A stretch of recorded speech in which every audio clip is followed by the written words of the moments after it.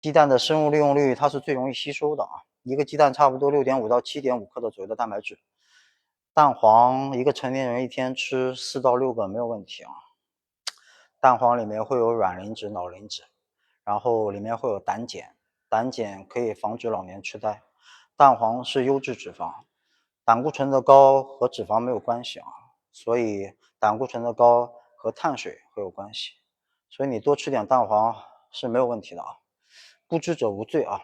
如果营养的认知你不知道，我可以满盘皆是，我可以全盘告知给你啊，知道吗？能明白吗？营养很重，不，营养很重要，饮食很重要的啊。奶是什么奶？酸奶，哪怕一些豆制品。我们人是动物进化过来的，所以对相同属性的动物蛋白质的利用率会来得高一点啊。豆制品的话，它的吸收率不高的啊，但是你蛋白质需要多元化，知道吗？适当喝点酸奶啊，促进肠胃蠕动，哪怕一些益生菌、活性酶。低碳是不是要摄优质的脂肪啊？不管是优质，什么东西营养素都是优质的，你不可能选择劣质的啊。脂肪可以忽略不计啊，如果一定要算的话，每公斤体重0.8到1.2克，可以忽略不计啊。减脂它就是反人性的啊，碳水压低啊，碳水一定要压低啊。你碳水压不低，你扛不住的话，你的训练成果不会特别好的，知道吗？很多人他吃的少，没有力气啊。这个东西从逻辑上它是行得通的，但是你肌肉的破坏、脂肪的燃烧，就是要糖原不足的情况下，你的训练强度还要大，还要高。如果你的训练水平、训练强度，因为你今天低碳、碳水吃的少，盐分受的少，钠离子哪怕一些微量元素受的少，你的训练水平是降低的啊，你必定是会掉肌肉的啊，它会分解你的肌肉，而且你到最后会变成甲乙丙丁，你会变成乙减酶，就是掉到后面啊，你什么都没有啊。我可以很负责的告诉你啊，你的训练强度至少和平日里的训练相持衡，哪怕在它之上啊，只有这样才能更多的保留你的肌肉量，保留你的肌肉量。我们这个时候还不去说肌肉质量啊，你没有肌肉量，你不会有肌肉质量的。肌肉质量的提升需要营养的功能和你自身的合成代谢水平，还有你的训练容量，知道吗？你没有肌肉量的话，我可以很负责的告诉你，根本不需要去考虑肌肉量。为什么你这个肉看上去很水啊？为什么你这个肉看上去很木讷？就是因为你饮食、训练方法方式的问题，而就是没有周期性的坚持啊，没有一定的年限，不需要去考虑这个形态的啊，知道吗？你没有年限，你没有形态，你没有肌肉质量，你不需要去考虑形态，更不要说肌肉的刻度和成熟度啊，这个东西是没有相关的文献的，但是它的肉眼看上去就是有所差异的，知道吗？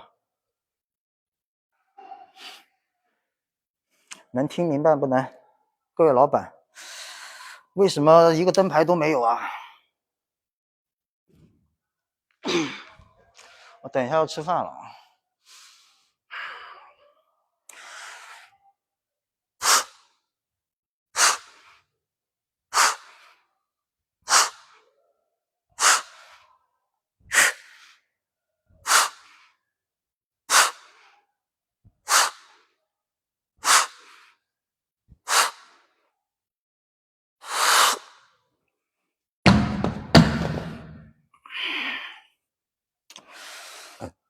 感谢这个靓仔不靓仔啊！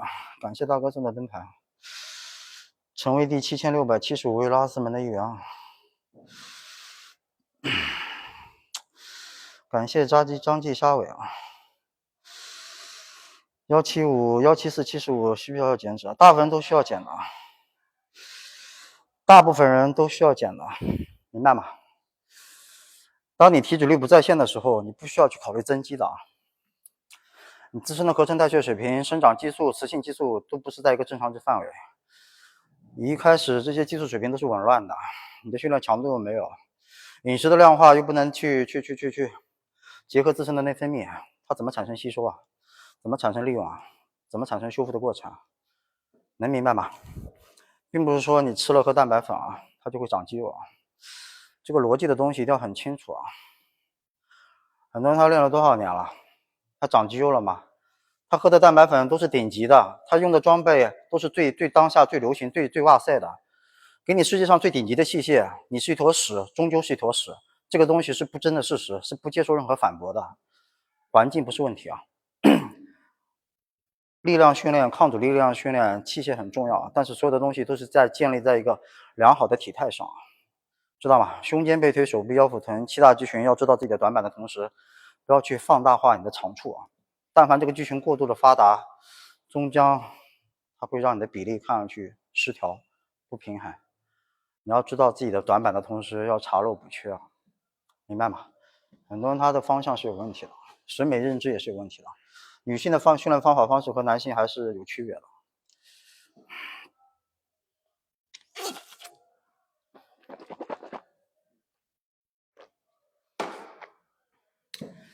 感谢七七啊，感谢这个雁荡刀啊，感谢大哥送的灯牌啊。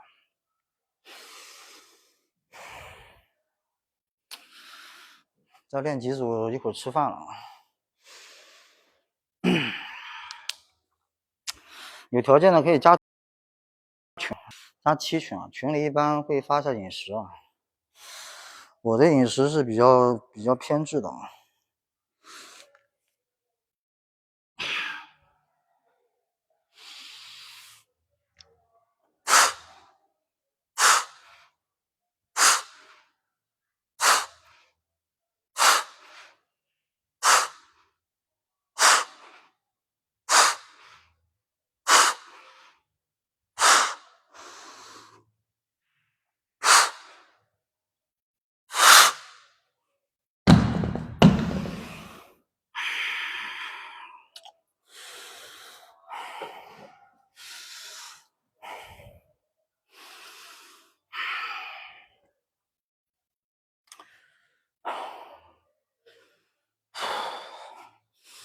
大家有什么健身方面的问题打出来啊？轻和重分不清吗，大哥？大小王分不清吗？你自己几斤几两你分不清吗？你来问我，大哥，你不觉得有点突兀吗？你比任何人都清楚自己的运动表现力啊，知道吗？懂我的意思吗？啊，你自己训练什么训练水平，几斤几两，你多少肌力，你能做，你什么东西能驾驭，这个人能不能驾驭，你比任何人都清楚。你来问我，你不觉得搞笑吗？各位老板，你们是成年人啊，大家都是受过9年义务教育的啊，你们在座的各位老板，你们的学历肯定是在我之上的。如果你底层的逻辑东西，最基本的认知、洞察能力，他妈辨识度都没有，我操，大哥，你脑子里是浆糊吗？这种问题都是送命题啊！什么叫送命题啊？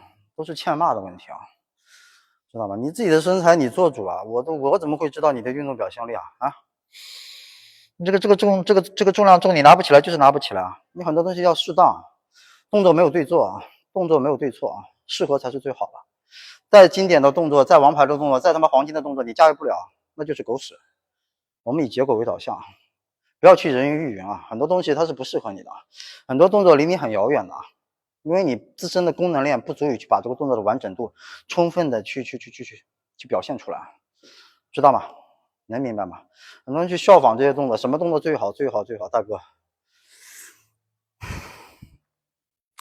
你做不了啊！你做不了，你这个动作做的跟狗屎一样。你做动作你自己感觉怪怪的，别人感觉会更怪，知道吗？你都不能观察自己的动作力线的产生，哪怕你呼吸模式从一开始你的呼吸都是错的，从头错到尾，有什么意义呢？没有任何意义啊！更不要说肌肉的形态和破坏了，营养的认知都没有，训练的强度都没有，炎症的制造都没有，合成代谢水不行，你尿尿都分叉了，你还想长肌肉啊，大哥？开什么国际玩笑？颈椎间盘突出2节还可以练吗？问医生啊。有压迫，我们不管是几节啊，不管是腰间盘膨出还是突出啊，问医嘱啊，听医嘱啊。所有你的腰椎有压力，腰间盘突出还是膨出，都要加强你的背肌训练啊。它所有的训练都是一些牵引类的，更要加强你的背肌的训练，加强你的核心腰腹训练啊。只有这样的话，你的抗压能力强。骨与骨之间是有缝隙的啊，所以你看去医院里去做一些什么康复训练，都是一些牵引类的，知道吗？多去做一些垂悬式的啊，单杠悬吊啊，垂悬式的啊，它可以让你的骨头去拉开来，充分的达到一个抗炎的作用，延缓一些炎症啊。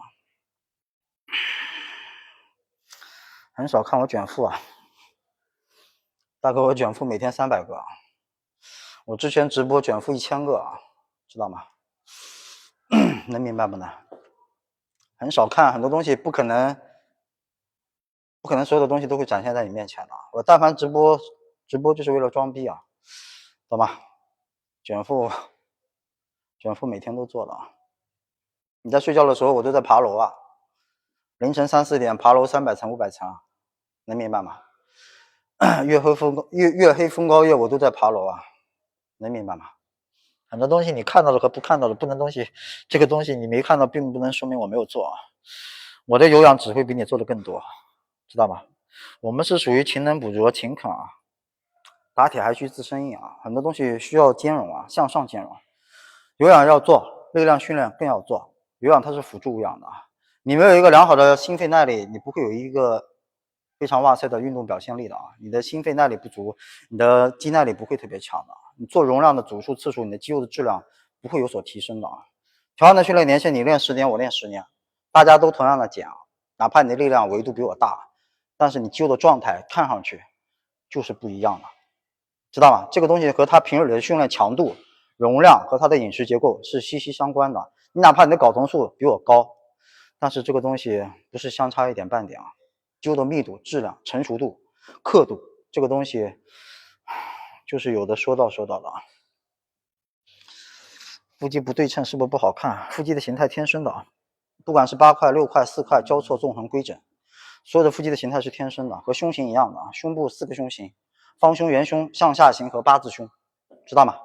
所以胸型是老天爷所谓的天赋给你的，但是不管是胸型还是腹肌，它所谓的既视感、刻度，撩开衣服就有腹肌的状态，不需要去找角度，不需要去找灯光，不需要去找阴暗面，不需要去 P 图的情况下，它需要有一定的厚度，要有肉量。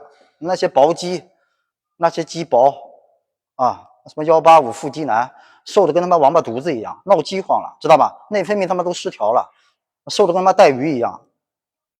你这他妈的擦边啊啊！有的女的看到这种男的，我操，尖叫啊！没有见过男人吗？穿个衬衫露点腹肌，我操，姐姐，她屎都拉不出来，内分泌有问题，瘦的跟带鱼一样，知道吗？啊，那镜头往下一拉，露点腹肌，她这我跟你讲，她说能吸肚的能吸多少吸多少，知道吗？她正儿八经的话，她有个毛的腹肌啊，一个偏腿下去，他妈肠子给她踢出来啊！这种下三滥装逼装他妈大尾巴狼小白脸，我跟你讲，都是伪娘什么货色。我们吊打他800个来回带玩的，他的运动表现力几乎为0，负数啊，做主的能力都没有啊。我们的热身是他的极限，不接受任何反驳，能明白吗？狗鸡而不是啊。当然这种的话，他喜欢擦边啊，懂吗？他妈这是事实啊，不争的事实啊。有的他妈鸡薄鸡，男人他妈的，你的训练就要看上去像个男人，男人他妈就要强壮啊！什么叫强壮？肉眼可观的强壮。有他妈细的，我跟你讲，瘦的跟倒栽葱一样，瘦的跟他妈拖把棍一样啊！你这不是有问题的？你训练方式你没有强度啊，你没有强度，根本不会体现出你的肌肉状态和质量的，哪怕多多少少维度是在线的，知道吧？很多男的薄肌，薄你妹啊啊！你们内分泌都有问题，你吃什么都不长，知道吗？你白活了啊！你这辈子你但凡做肌肉男，你就要做一个恶心的肌肉男啊！你他妈做不了恶心的肌肉男，那就是不上不下就是不行啊！你不要他妈废话，能明白吗？你们不上不下不清不楚啊！不上不下就是不行啊！很多东西我跟你讲需要笃定啊！什么他妈的这个那个的，敷衍了事，你擦个边你还他妈找借口啊！想多了啊！要有刻度啊，要有形态啊，要有质的形态啊！你没有这种东西，肉眼可观的东西，老是他妈找角度，不长久的啊！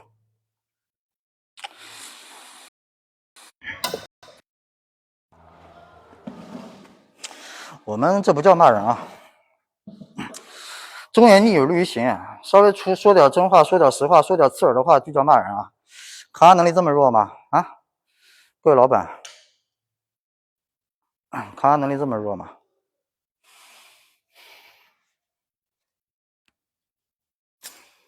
感谢这个黑风啊！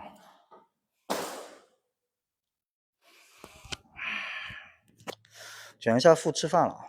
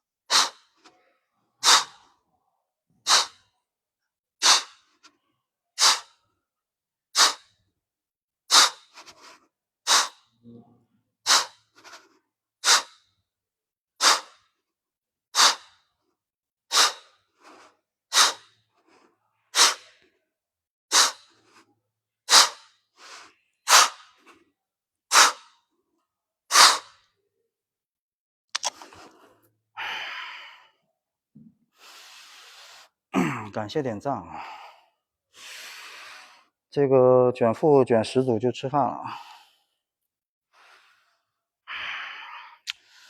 大家有什么健身方面的问题打出来啊？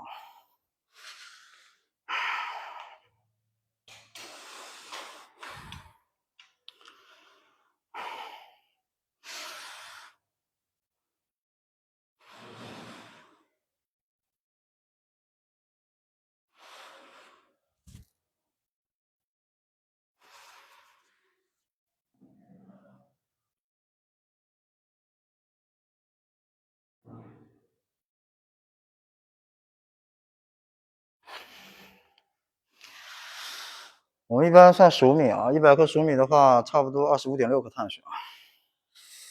谁他妈的去算10升米啊？你阿诺啊？阿诺那个阿诺这货他妈算10米啊？腹肌是不是耐受肌群？是的啊，腹肌每天可以练啊。健身后下颚不行，下颚长痘啊，大哥你内分泌的问题啊，肝火旺啊，和健身没有关系的。你拉个屎放个屁你都长痘啊，大哥你跟健身有个蛋的关系啊？啊，不存在的啊，你自身肝火旺啊，饮食问题、内分泌有问题，身体有炎症啊，知道吗？和健身没有关系的啊，健身不躺这个枪啊。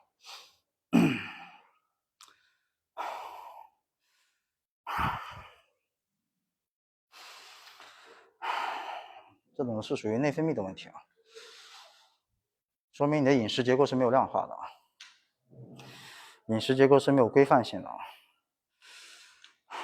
生物利用率有问题啊。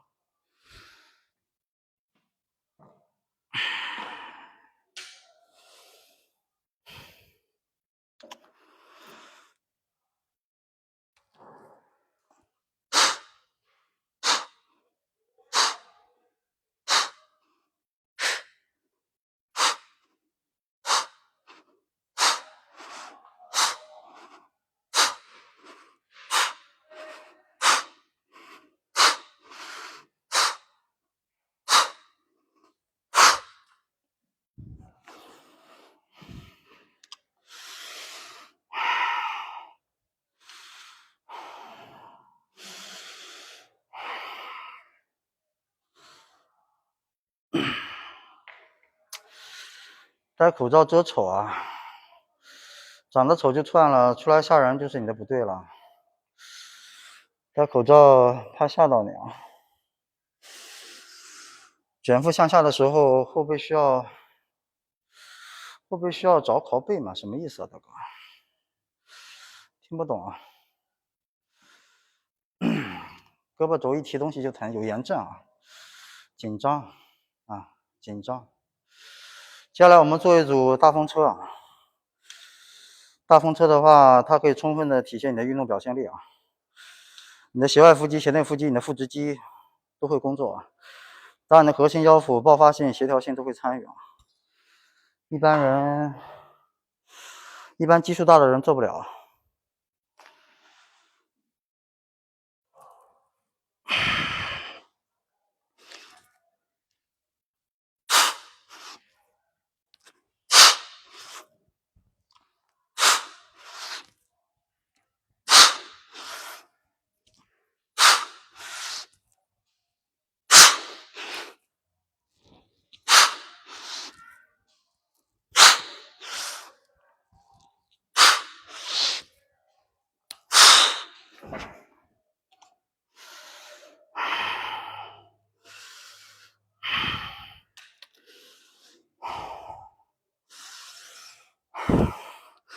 大师兄怎么样？大师兄就那样，我们不是一个赛道的啊。弟弟我何德何能，没有资格去评价别人啊。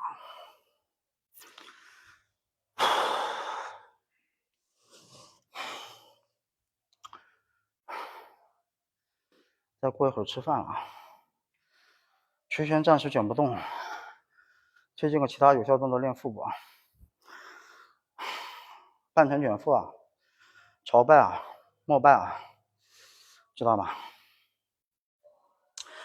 膜拜啊，龙门架的朝拜啊。当然动作细节很重要啊。曲线举腿的话，如果你做这个动作身体晃来晃去啊，没有意义啊，就不要做了啊。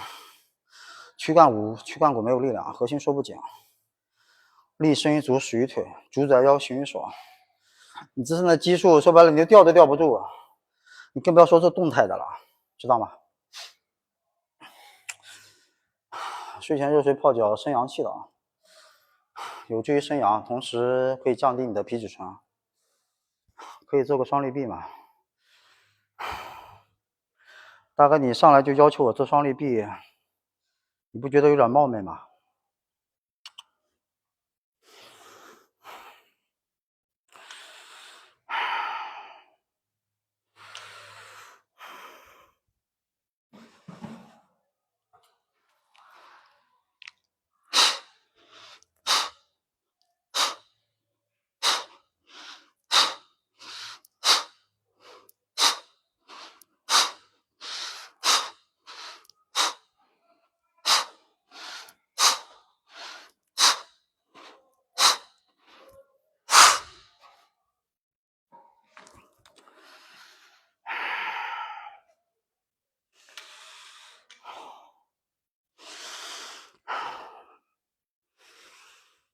待会儿吃饭了，待会儿会吃6个鸡蛋，5个全蛋，10几克燕麦，1包风吹饼，还有3个肉夹馍，3个精肉的，15块钱一个。今天他妈的也算是也算是放血了啊！感谢这个 LATE 啊，感谢大哥送的粉丝灯牌啊。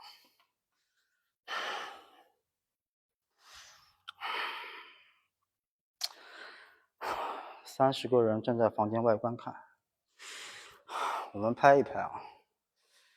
对方已经收到了你的鞭腿，肠子给你踢出来了，天天待在门口，天天心术不正待在门口，属老鼠的。感谢这个燕饶飞啊。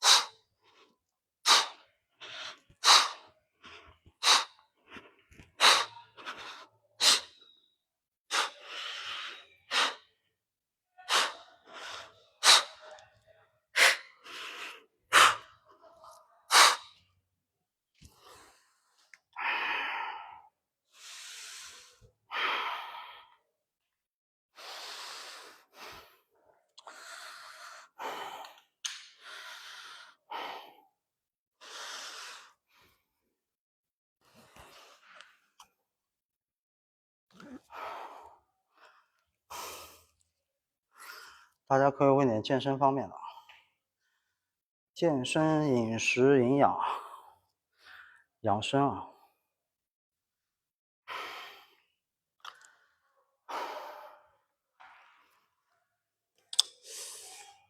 感谢安小慧啊，感谢送的人气票啊。戴口罩提高心肺耐力啊，阻止一部分氧气的摄入啊，增加我们的心肺耐力，同时加强你的心肌啊。人有206块骨骼，639块肌肉，心肌、平滑肌和骨骼肌啊。我们日常的训练，抗阻力训练更偏向于骨骼肌的形态，骨骼肌的形态的训练啊，知道吗？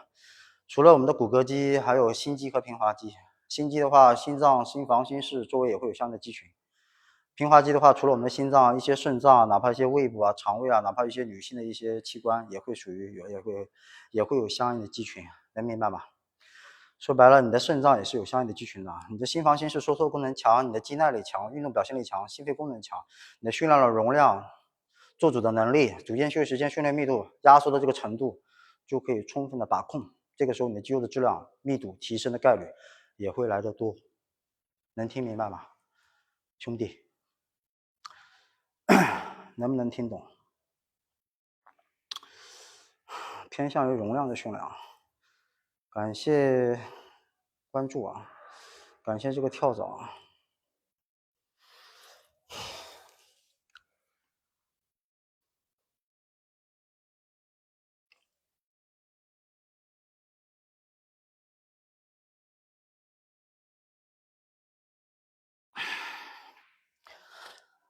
你的肌肉的状态要像花岗岩一样，要像大理石一样坚硬，看上去硬，看上去老道。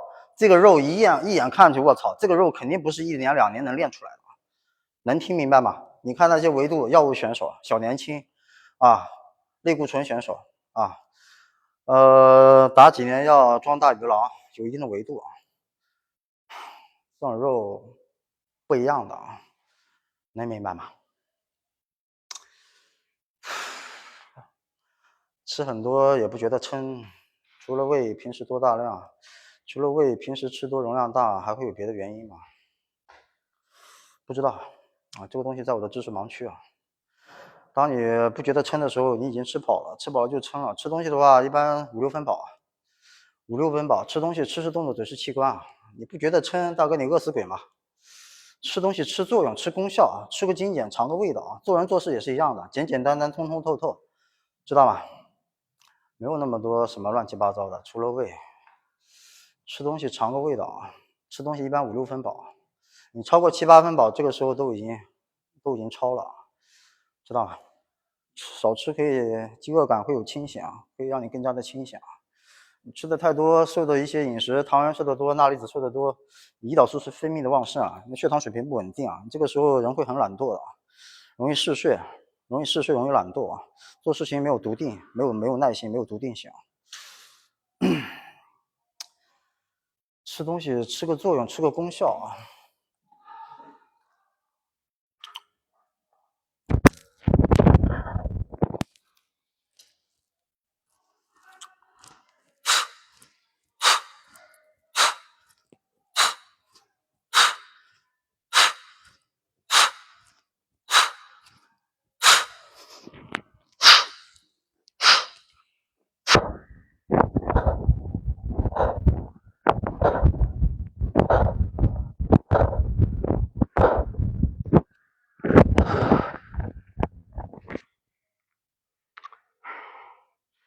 这辈子啊，大哥你想多了，下辈子也不可能，再投胎也不可能，知道吗？我们要把话说到决绝啊，下辈子也不可能，做人要狂妄一点啊。吃饭了啊，饿死了，这辈子大哥，这辈子都差不多了。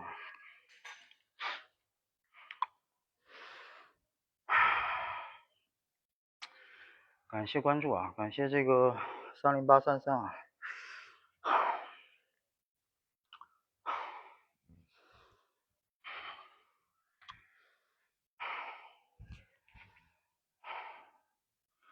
换条衣服吃饭了。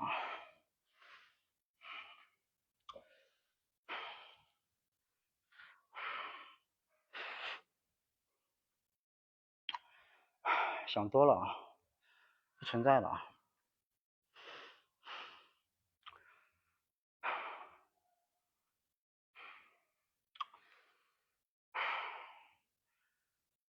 除了解酒，好的办法了，没有好的办法的。这个基本上满盘皆输了。你爱喝酒的话，酒精是什么？酒精的化学名是乙醇啊，乙醇达到一定的量会产生乙醛啊，乙醛抑制致癌物。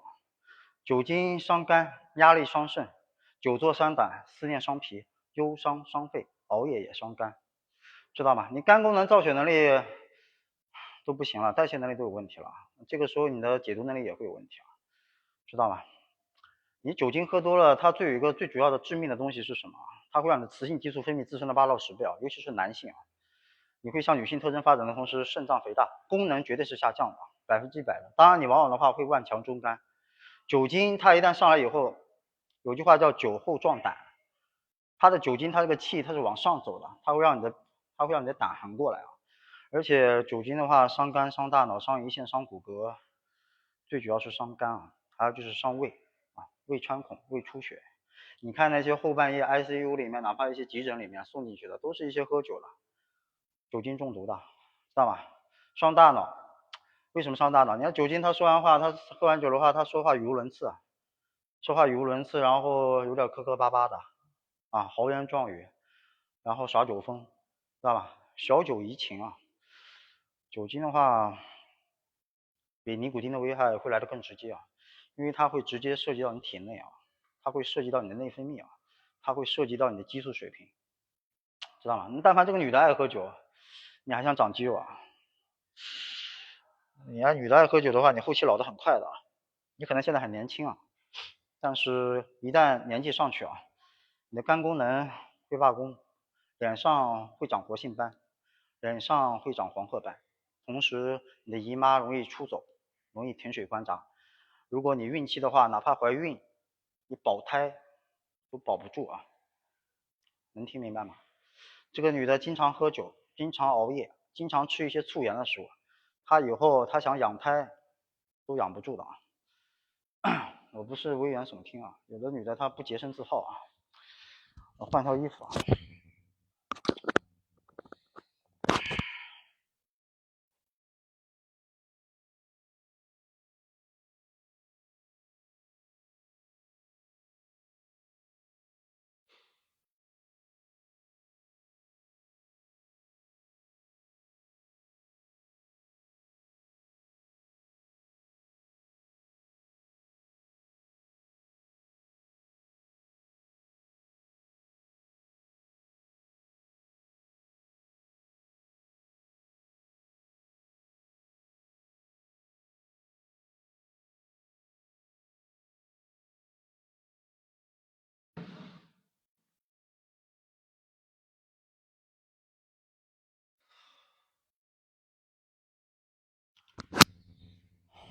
吃饭了，饿死了。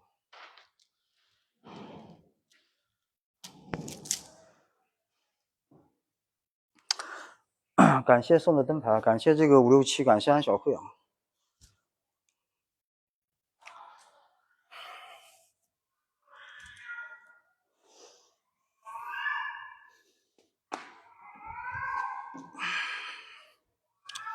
我们今天吃的少啊，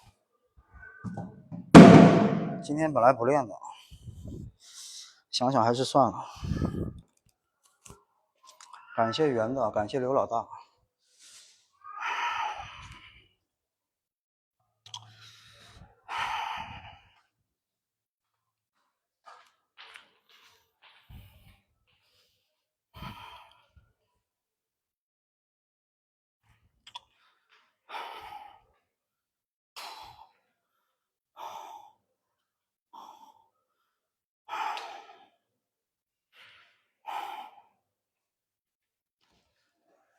今天吃6个鸡蛋，吃10几颗燕麦啊，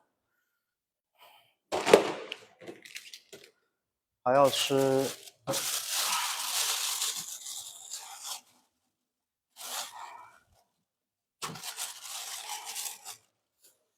3个肉夹馍。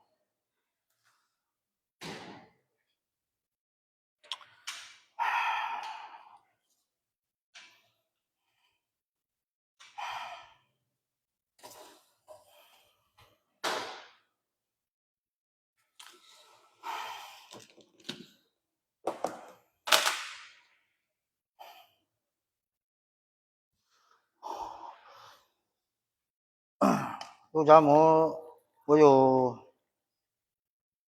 2年没吃了吧，就当高碳了，因为今天没做饭啊。吃完肉夹馍，明天会更干。这个一个肉夹馍14块钱，今天他妈也算是破费了。6个鸡蛋吃5个全蛋啊，然后还有一包风吹饼啊。这是放纵餐吗？吃个肉夹馍就放纵啊？大哥，我吃肉夹馍，明天会更干啊，能明白吗？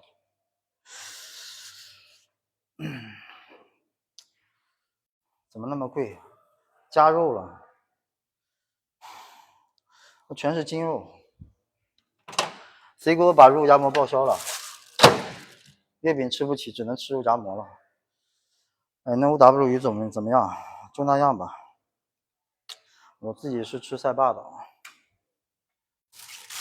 鱼油的提炼工艺已经很牛逼了。知道吧？它只要有一些最基本的认证 ，FOD 食品级的认证啊，一些东西问题不大的啊，知道吗？它的提炼技术已经够了啊，已经非常那个了，不需要去那个啊。当然，你尽量选择性价比高的啊。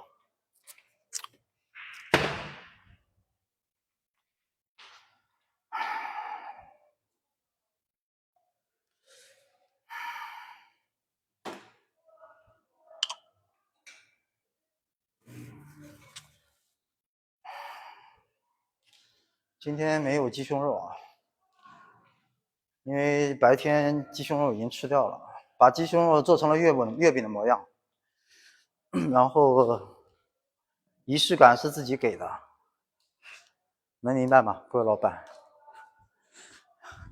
今天的鸡胸肉月饼已经吃下去了，连他妈月饼都是鸡胸肉的，那魂飞魄散了呀！这辈子他妈跟鸡胸肉杠上了。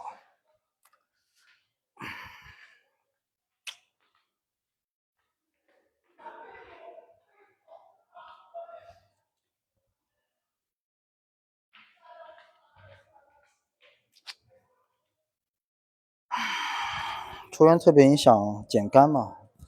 减肝啊！我跟你讲，如果你正常减脂的话，第一次减脂你是很难减肝的，能听明白吗？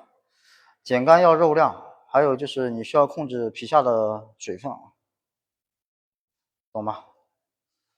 你这个人你想减肝啊，你可以减的体脂低，但是你减肝另外一回事，而且减肝很痛苦的啊，肝度决定态度。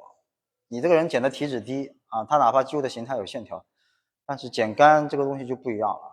减肝你很多一些钠离子，哪怕一些微量元素，哪怕水分的处理，这个东西都是要结合自身的内分泌的。普通人第一次减脂他是几乎减不干的啊，知道吗？肌肉拉丝的状态啊，它是条形状，它是一丝一丝的，丝丝入扣的啊。所以你要这个呈现出拉丝的质感，哪怕呈现出一定的状态，首先你得有肉量，还有你内分泌的饮食，通过渗透压的原理排钠保钾，再结合我们碳水的做工，它会像海绵一样把你身体最后一些水分吸收代谢掉。这个时候你的皮肤的状态再加上充血以后，会显得非常的干燥，而且它的刻度会来得更加的清晰，知道吗？很多人他可以体脂减下来，但是你要干度的话，那这个东西要点门道的啊，知道吗？第一次减脂的人，他减干的概率不大的啊。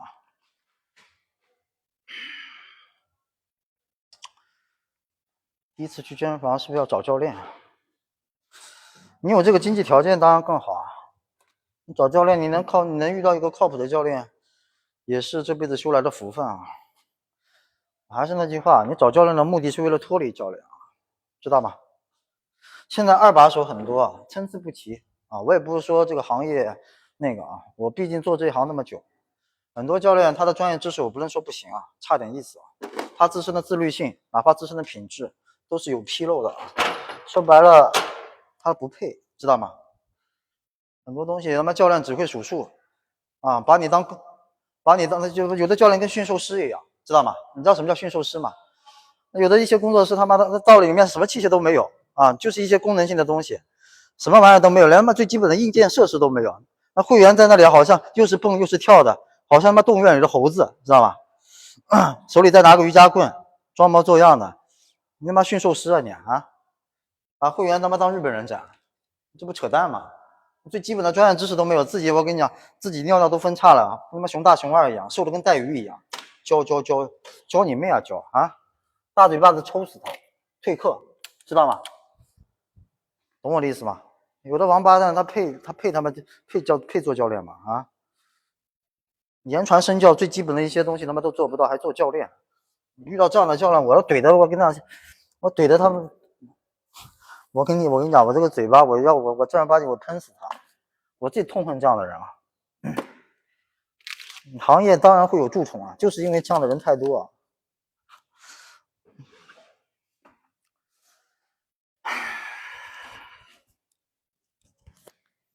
什么人都当教练啊。今天在送外卖，明天来做教练了；今天在当汽修工，明天来当教练了。360行，行行出健身教练，知道吗？因为门槛不高啊，没有什么门槛，懂吗？所以打铁还需自身硬啊，这个是最基本的啊。他的身形如果不在线啊，他的人设，看看他的朋友圈，有的教练妈王八蛋兼职啊，白天在他妈的健身房，晚上妈跑酒吧去了，是吧？跑酒吧他妈当营销去了，要么就是朋友圈他妈卖鞋子莆田货，要么就是卖包包啊，这帮王八犊子他妈穷怕了，知道吗？什么玩意儿吧？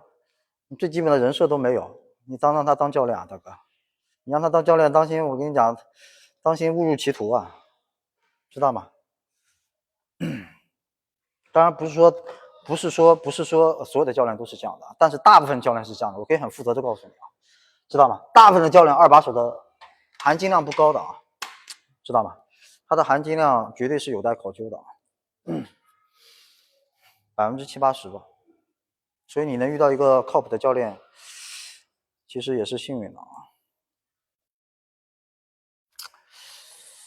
感谢点赞啊，感谢 TTT 啊，把这个摄像头转过来啊，摄像头转过来吃饭了。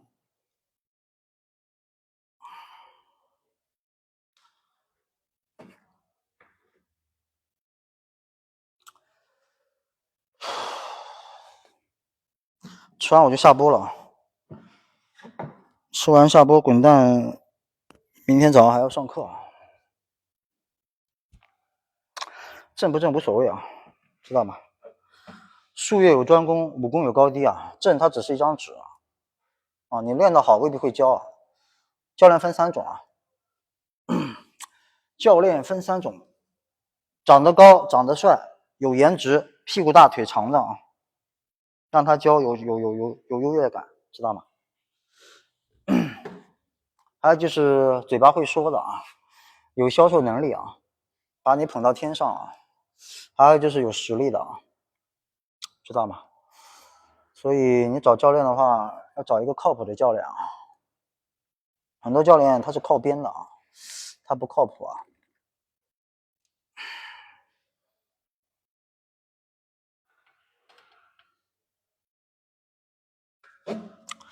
你是第3种吧？我是这3种结合的啊，知道吗？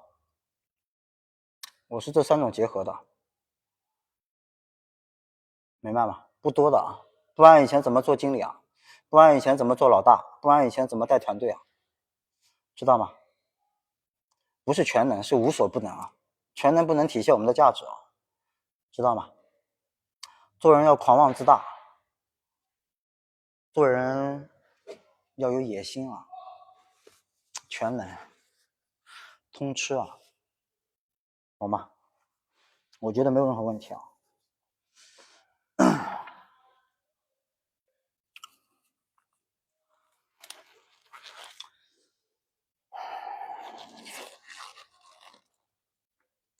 感谢点赞啊！北京时间12点13分啊！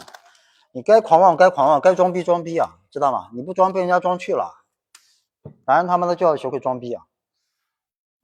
该低调低调，该谦虚谦虚，该空杯心态空杯心态。但是你该锋芒的时候，该是骡子是马拿出来溜溜的时候，该你表现的时候，不需要去憋着了啊！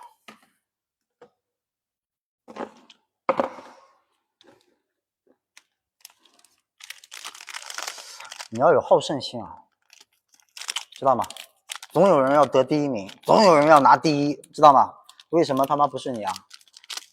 他比你强，你比他差到哪里啊？啊？要有不服气的精神啊！很多人他是不是这样的？很多人他觉得妈跟他是没有关系的，没有好胜心，没有求知欲，没有常胜将军，没有打胜仗的决心啊！你还没他妈开始，你们都已经他妈打退他妈退堂鼓了，谁要跟你做朋友啊？他妈扫把星受气包啊，知道吗？滚远点，离我远一点，因为跟你这种人，我跟你讲不会有好事情的啊！天天都是负能量。